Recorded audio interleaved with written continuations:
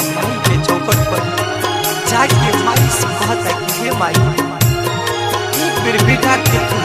अर्जी के सुन कि जमाना का सुन माई हो पागल कहता जमाना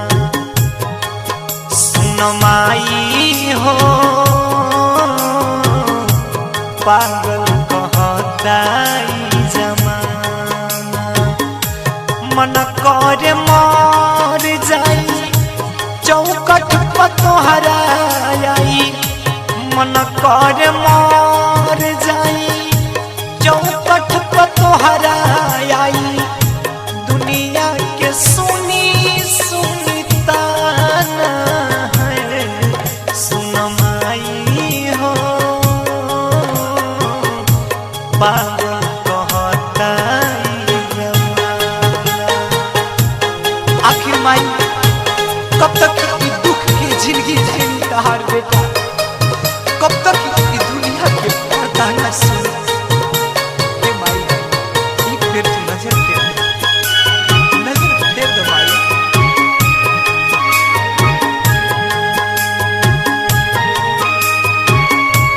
Kalika movies recording studio Sugauli. सारा समाज हमके कहता यारा सुनी के दुख मन में लगता रे बारा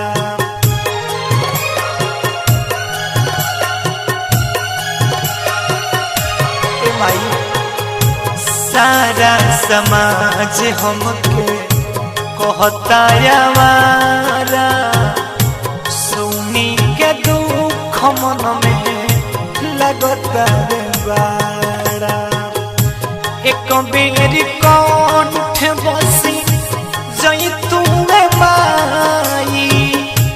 एक बेर कंठ बसी जई तुमे माई गावे के सिखाई दे तू गाना है सुन माई हो पागल कहता जमाना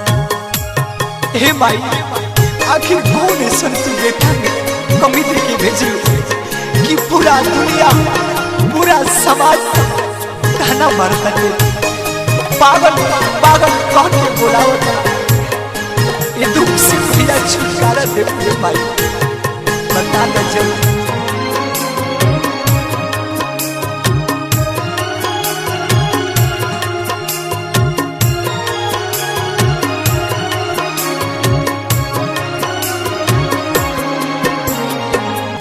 भाई पटीदार केहू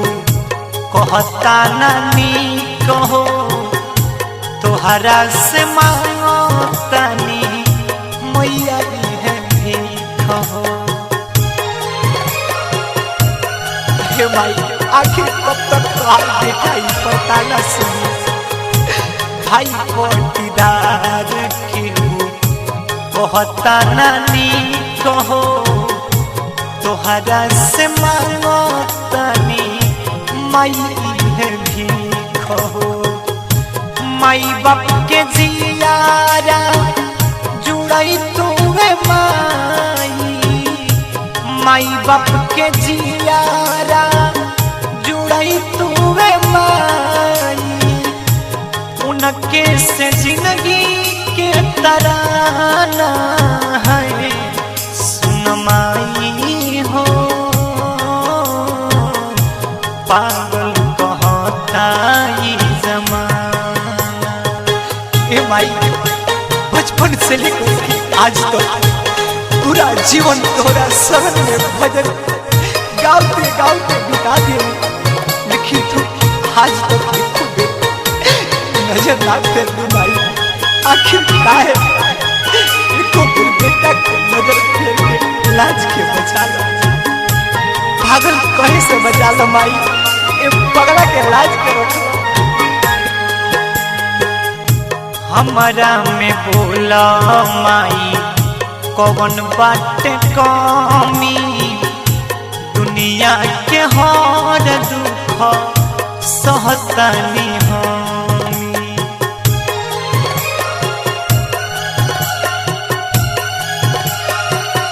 हे माई हमारा में बोला माई कौन बाटे कमी, दुनिया के हर दुख सहतानी हमी। संदीप के लजिया बचाई तुवे माई, संदीप के लजिया बचाई तुवे माई। आई के तू कौन बहाना है सुन माई हो, पागल कहता ई जमाना। सुन माई हो पागल कहता ई जमाना।